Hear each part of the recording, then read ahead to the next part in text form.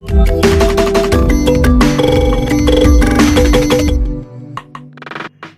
वालेकुम friends and dear students, welcome to our channel math से WB.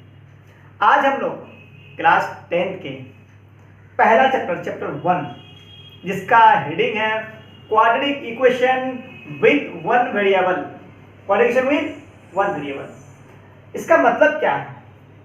सबसे पहली बात हम लोग वेरिएबल को समझना है कि वेरिएबल किसे कहते हैं। तो चलिए वेरिएबल क्या है तो इसको मैं पहले समझाने की कोशिश करूंगा। एज एग्जाम्पल मैंने एक एग्जाम्पल लिया, आप देख सकते हैं जैसे 2x मैंने एक टर्म ले लिया कोई अलजेब्रा का। अब इस 2x में वेरिएबल क्या है? तो 2x में जो वेरिएबल है वो है x वेरिएबल क्यों है? फिर ये सवाल उठता है कि इसको हम लोग वेरिएबल कहें क्यों? देखिए, जब भी हम लोग x y या z का वैल्यू निकालते हैं तो कुछ भी निकल सकता है ना, कुछ भी। जब उसका हम लोग एग्जिट उसका वैल्यू पता नहीं है तो उसको हम लोग वेरिएबल ही मानेंगे। वेरिएबल का माने था तब्दील यानी बदलना, कुछ भी चेंजिंग हो सकता है। अब वो 2 है, उसके एग्जिट वैल्यू है वो तो 2 ही है, तो उसको हम लोग कहेंगे कांस्टेंट। यस, उसको क्या बोलेंगे हम लोग? कांस्टेंट बोलेंगे। अब इस चीज को हम लोग फिर एक अलग भाषा में समझने की कोशिश करेंगे, वो है कि पहले इसको हम लोग कांस्टेंट जान लेते हैं। कांस्टेंट को ही देखो, जब हम लोग क्वाड्रेटिक इक्वेशन में जाएंगे तो कांस्टेंट को रियल नंबर कहते हैं। कांस्टेंट को रियल नंबर कहा जाता है। अब वेरिएबल है, ये तो चेंजिंग होते रहेंगे। देखते हैं इसका क्या है। इसके लिए एक किताब में जो इसको देख सकते हैं, सॉरी इसको उठा दीजिए। देखिए आप लोग किताब West Bengal Board of Secondary Education की किताब है, जिसे आप देख सकते हैं। इसकी मैं पहले चैप्टर, पहले इसको समझ लीजिए आप। मैं आप लोगों को एक चीज़ समझाने की कोशिश कर रहा हूँ जो काफ़ी आप लोगों के लिए पॉजिटिव पॉइंट है। वो ये है कि ये पेज आप देख रहे हैं ना, ये पेज, इस पेज को पहले समझिए, इसमें क्या कहना चाहता है। आप पेज नंबर 15 यानी ये रोमन में दिया हुआ है, पेज नंबर 15 में जाके देखिए कि अलजेब्रा में एमसीक्यू जो दिया हुआ है वो 1 नंबर का है, एमसीक्यू। उसके बाद फिल इन द बैलेंस यानी खाली जगह में आप लोग 1 नंबर के लिए है, ट्रू फॉल्स 1 नंबर के लिए है, और ऐसे यानी शॉर्ट आंसर, ये आपका 2 क्वेश्चन आएगा 2 नंबर के लिए, 4 नंबर वहां हो गया। अब देख सकते हैं कि 2 हो गया आपका ऐसे, 1 हो गया आपका ट्रू फॉल्स, 1 हो गया आपका फिल इन द बैलेंस, और 1 हो गया आपका एमसीक्यू, टोटल हो गया आपका 7 नंबर। अक्सर इस 7 नंबर को बच्चे इग्नोर करके चलते हैं और सिर्फ किस पर ध्यान देते हैं? ये लॉन्ग आंसर में एलए में 3 नंबर का 3 मैथ आता है, उसी पे पूरे साल लगे रहते हैं। अरे भाई थोड़ा ध्यान दीजिए ना, आपका एमसीक्यू ऑब्जेक्टिव खाली जगह ट्रू फॉल्स जब मारा जा रहा है, आप सिर्फ भास्ट क्वेश्चन के पीछे पड़े हुए हैं, इसको भी थोड़ा ध्यान दीजिए। और ये काफी आसान, फिल इन द बैलेंस अगर भर लेते एक 1 नंबर मिल गया, ट्रू फॉल्स लगा सही से लगा दिए तो वो 1 नंबर मिल गया। उसके बाद शॉर्ट आंसर, तो शॉर्ट आंसर भी आपको सॉल्व करना सीखना पड़ेगा। तो मैं उम्मीद करता हूँ कुछ लोग कहना है कि अगर वास्ट क्वेश्चन सॉल्व कर लेंगे तो आपका सारा एमसीक्यू ऑब्जेक्टिव सॉल्व हो जाएगा। मैं कह रहा हूँ ये बिल्कुल ही गलत है, क्योंकि इसके लिए आपको थ्योरी पढ़ने की जरूरत है, थ्योरी समझने की जरूरत है, एप्लीकेशन समझने की जरूरत है। ये सबसे ज्यादा इंपॉर्टेंट चीज होता है। तो चलिए मैं आप लोगों को इसको समझाने की कोशिश कर रहा हूँ और दावे के साथ कह सकता हूँ कि आप सिर्फ वीडियो के साथ जुड़े रहिए, एक भी नंबर अलजेब्रा का मैं छोड़ने नहीं दूंगा। टोटल कितना नंबर है आपका? एलए है 9 नंबर और शॉर्ट आंसर है सब मिला जुला करके 7 नंबर है, 9 7 16 नंबर आपका अलजेब्रा में। ये मैं जिम्मेदारी ले रहा हूँ, किसी भी टॉपिक का हो, ये हम लोग सिलेबस देख करके इसको सॉल्व करने की हम लोग कोशिश करेंगे। तो सबसे पहला एग्जाम्पल जो दिया हुआ है इसका, मैं पहले एग्जाम्पल के साथ समझाने की कोशिश करूंगा। अब पहली बार अगर एग्जाम्पल जरूरत नहीं होता तो फिर ये मेहनत, ये इंक, ये परेशानी जो सरकार ने इस किताब में छपवाने के लिए मेहनत करवाए हैं, ये जरूरत नहीं थी। तो जरूरी है क्या? इसको समझना हम लोगों को और समझाना भी। यहाँ से today is Sunday, we can not play in Dhruva's garden. मतलब क्या, संडे है, हम लोग आज नहीं खेलेंगे ध्रुवाज गार्डन में, जो आज नहीं खेलेंगे। Today their garden will be cleaned and coconut will be plucked from the coconut trees. आज क्या होगा? आज ये जो गार्डन है इसको साफ करना है और जो नारियल है उसको तोड़ना है। तो इसका एक इसी से देखते कुछ समझ में आ रही है कि नहीं बात। The number of coconuts plucked from each tree is 1 more than number of coconut trees in the Dhruva's garden. ये क्या करेगा? The number of coconut plucked from each tree. अब वो क्या कर रहा है कि जो नारियल तोड़ रहे हैं, पहला दरख्त में कितना तोड़ा है वो पता नहीं है, लेकिन बाकी दरख्त में पहला से हर एक में एक करके ज्यादा तोड़ते हैं। अब एग्जाम्पल मैं ये दूं कि ये नारियल की दरख्त है, ये 1 नंबर में है, दूसरा ये नारियल की दरख्त है, तीसरा ये नारियल की दरख्त है। इससे भी यानी ये जितना तोड़ा है इससे जो नारियल तोड़ेंगे 1+ यानी ज्यादा तोड़े हैं, फिर इसका भी ये भी 1+, इसी तरह जितने भी पौधा तोड़े हैं, सॉरी जितने भी कुनर तोड़े हैं वो पहला वाला से एक करके एक ज्यादा करके तोड़े हैं।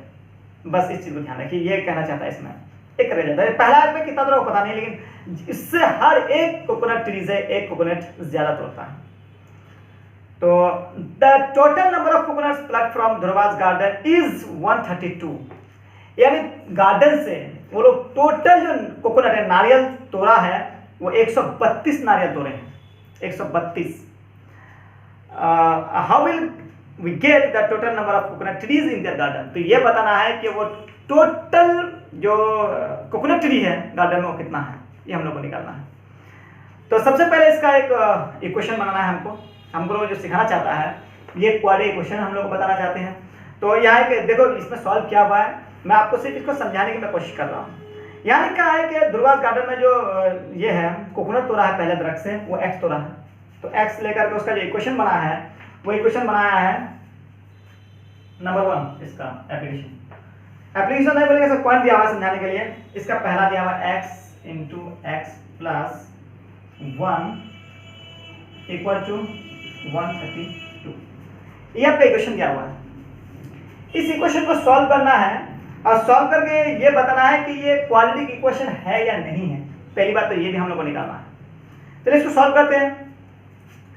सॉल्व करेंगे तो देखिए x कोकोनट x तोड़ा है पहला दरख्त से, x कोकोनट तोड़ा है और हर एक में एक ज्यादा तोड़ा है, तो इसी तरीके से टोटल कोकोनट वो लोग 132 तोड़े हैं। तो इसको हम लोग अगर सॉल्व करेंगे तो x² प्लस x का x = 132 132, x² प्लस x का x। अब देखिए क्वाड्रेटिक इक्वेशन बनाने के लिए आप इक्वल के इस पार जो भी डिजिट रहेंगे वो इक्वल के लेफ्ट साइड में लेकर आ जाएंगे, राइट साइड में जो भी रहेंगे उसको हम लोग को लेफ्ट साइड में लेकर जाना है। तो इधर प्लस में है ना माइनस में वो ख्याल रखना है। तो देखते हैं क्या प्लस में जाएगा, क्या हो जाएगा, माइनस हो जाएगा 132 = 0। अब देखिए ये क्वाड्रेटिक इक्वेशन है कि नहीं, ये आपको कहां से पता चलेगा? चलिए मैं इसको साबित करने के लिए एक चीज ध्यान दे दीजिएगा। ये है ax² plus bx plus c = 0। जो equation ax² plus bx plus c = 0 को फॉलो करे, उसको माने, तो ये क्वाड्रेटिक इक्वेशन है। और अगर नहीं माने तो क्या है, उसको लीनियर इक्वेशन कहते हैं। तो अभी देखिए, अब एक बात और बता दूं यहाँ के ax² a क्या है, b क्या है, c क्या है। a b c is a real number. कैसे समझेंगे कि रियल नंबर है? तो आइए मैं इसको समझाने की कोशिश कर रहा हूं। ये जो 1 के x² है ना, इनके साथ 1 छुपा हुआ है। x के साथ जो भी डिजिट रहेगा उसको रियल नंबर कहेंगे, यानी a की जगह में जो भी रहेगा वो आपका कांस्टेंट रहेगा। मैंने कहा पहले इसमें कहा था कि कांस्टेंट को ही रियल नंबर कहते हैं, यानी जो भी। इसका एक और नाम है, मैं इसको बताने की कोशिश कर रहा हूं कि इसका एक नाम है दूसरा कोएफिशिएंट। अगर बोला जाए कि x का कोएफिशिएंट क्या है, 2 है। x का कोएफिशिएंट हो गया 2, x के साथ जो वेरिएबल ये कांस्टेंट है वो भी 2, x के साथ जो रियल नंबर है अभी वो भी 2। लेकिन अभी रियल नंबर देखिए इसके मुताबिक, देखिए अभी x² है, अभी यहाँ x है, तो इसका मतलब है कि x एक पे x² है, इस पे x जो है वो 1 होता है, यानी x² x1 और x⁻0। ये चीजों को समझना है। ये x ये हो गया 1 वेरिएबल। इसी जगह अगर मैं लिखूं, एक और एग्जांपल दे इसमें कि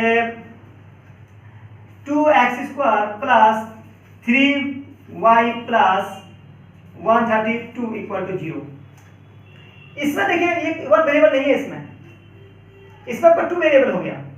देखिए ठीक है, एक्स स्क्वायर है, एक्स स्क्वायर यहाँ भी है लेकिन वहाँ एक्स है, यहाँ एक्स नहीं है, ये वाई हो गया। तो ये वन वेरिएबल नहीं हुआ, ये कोऑर्डिनेशन का ये चैप्टर को फॉलो नहीं करेगा, यानी ये कोऑर्डिनेशन में नहीं लेंगे अभी। अब देखिए इसके लिए हमको ये होना चाहिए, कोऑर्डिनेशन के लिए वन वेरिएबल ही होना चाहिए, यानी एक्स है, ये भी और सी ये रियल नंबर है। इसके जगह में देखिए अभी सी के जगह में 132 आया है, ये रियल नंबर है 132। अभी एक्स देखिए यहाँ एक्स इसके ऊपर पावर 1 है, इसके साथ बी है, बी के जगह में यहाँ 1 छुपा हुआ है या कुछ भी रह सकता है, और एक्स स्क्वायर है तो ए के जगह में 1 है। तो अब अगर ये बताया जाए कि ये फार्मूला फॉलो क्या करें, बिलखुसूस यहाँ फॉलो क्या है, तो ये क्वाड्रेटिक है, it is a quadratic equation. अगर आपको बोला जाए कि इसका कोएफिशिएंट क्या क्या है, तो देखिए एक्स इसका कोएफिशिएंट है, एक्स के साथ क्या जुड़ा हुआ है 1, तो जी इसका 1 हो जाएगा। देखते हैं कि सिर्फ एक्स पावर 1, इसके ऊपर 1 छुपा हुआ है, इसके साथ इसका कोएफिशिएंट क्या है, तो इसका कोएफिशिएंट हो जाएगा अभी 1। अगर बोला जाएगा 1 एक्स पावर एक्स 0, देखिए यहाँ 0 है, 0 का मतलब एक्स है ये ही नहीं है, तो उसका कोएफिशिएंट कितना है, तो -132 जो भी यहाँ रहेगा इसका कोएफिशिएंट हो गया। तो क्या क्या चीज सीखे हम लोग अभी इस एग्जांपल के जरिए, कांस्टेंट के बारे में जाने, वेरिएबल के बारे में जाने, और उसका कोऑर्डिनेशन कैसे पता चलेगा ये कोऑर्डिनेशन है कि नहीं है। तो जो इस फॉर्मूला को फॉलो करेगा ax² + bx + c = 0 को, तो ये कोऑर्डिनेशन होगा। तो abc क्या है, abc रियल नंबर है, क्योंकि उस जगह में कोई ना कोई हकीकी अदद ही आएगा, चाहे वो 2 आए, 4 आए, 5 आए, कुछ ना कुछ कांस्टेंट ही आएगा। और साथ में उसका हम लोग कोएफिशिएंट भी सीख लिए कि कोएफिशिएंट क्या है, जो भी उस वेरिएबल के साथ जो कांस्टेंट रहेगा वो इसका कोएफिशिएंट है। तो डियर इसको आराम से समझने की कोशिश कीजिएगा, इसको हड़बड़ा के समझिएगा तो पॉसिबल नहीं है।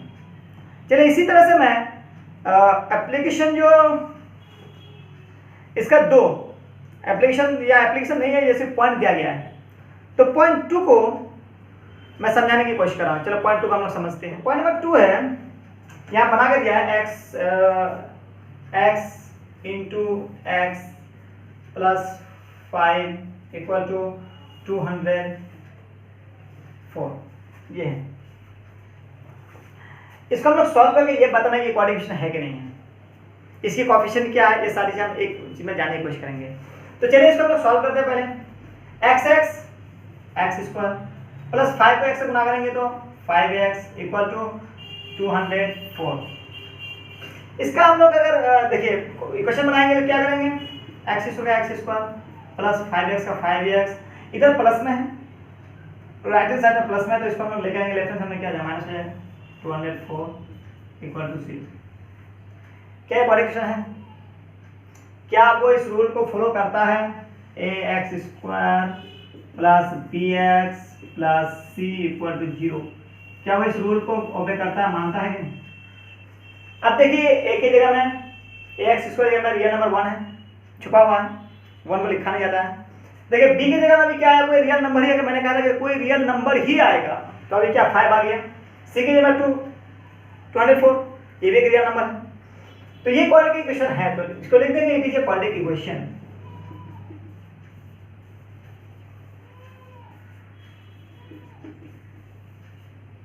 Quadratic equation. अब अगर इसका कोएफिशिएंट मांगे, इसका कोएफिशिएंट क्या हो जाएगा, चलिए इसका कोएफिशिएंट निकालते हैं। इसलिए x² का कोएफिशिएंट हो जाएगा 1, और x पावर 1 का कोएफिशिएंट हो जाएगा अभी 5, और x पावर 0 का कोएफिशिएंट हो जाएगा -204। ये आपका आंसर हो गया।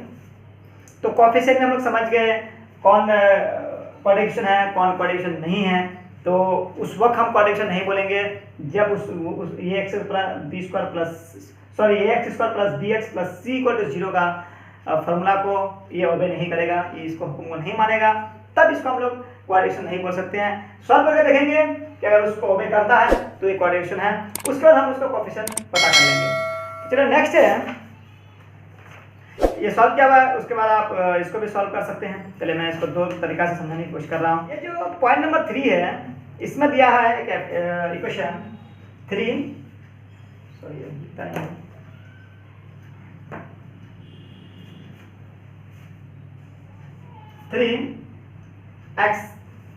30x²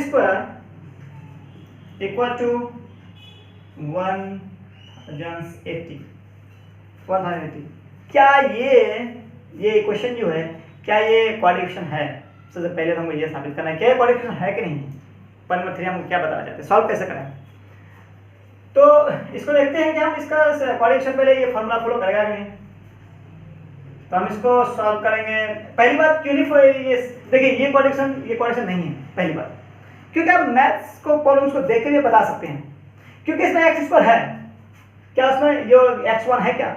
नहीं है। सी भी मान लेते हैं, सी के लिए में 1080 है, तो बताइए ये एक्स स्क्वायर तो मिल गया, सी तो मिल गया, क्या है bx है? नहीं है, तो ये क्वाड्रेटिक नहीं है। चलिए इसको हम सॉल्व करके दिखा देते हैं। फिर भी ये क्वाड्रेटिक नहीं है तो क्या बोलेंगे, इसको लीनियर इक्वेशन बोलेंगे। चलिए इसको सॉल्व कर लेते हैं। X square equal to 1080 by 30। देखिए इधर गुना में इधर बड़े हो जाएगा, तो चलिए इसको हम लोग डिवाइड कर देना है।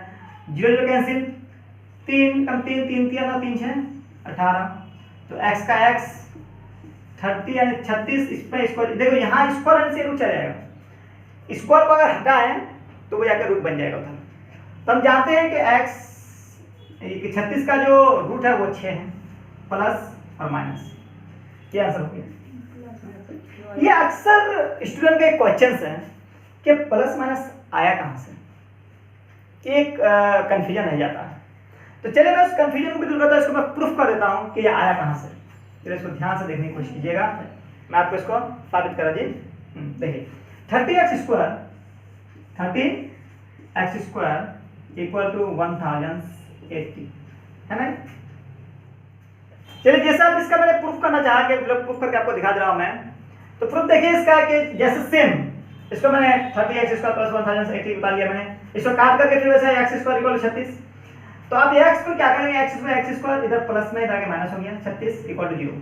अब देखिए x स्क्वायर तो x स्क्वायर रहेगा और 36 का स्क्वायर होता है 6। तो देखिए x स्क्वायर माइनस 6 पे स्क्वायर चल गया, 6 पे स्क्वायर चल गया, तो ये स्क्वायर माइनस b स्क्वायर का फॉर्मूला क्या है, ये इसका minus b square formula a plus b into a minus b। तो देखिए a प्लस b, एक बार a इसको माने इसको b माने, तो a plus b into a minus b equal to 0। इसको आप आइदर कर लीजिए, आइदर कर लीजिए। आइदर का मतलब होता है कि ये टर्म के लिए भी 0 है और दूसरा टर्म के लिए 0 है। तो टर्म 1 क्या है, x प्लस 6 इक्वल टू 0। तो x के वैल्यू निकालना, तो x इक्वल टू क्या आ जाएगा -6।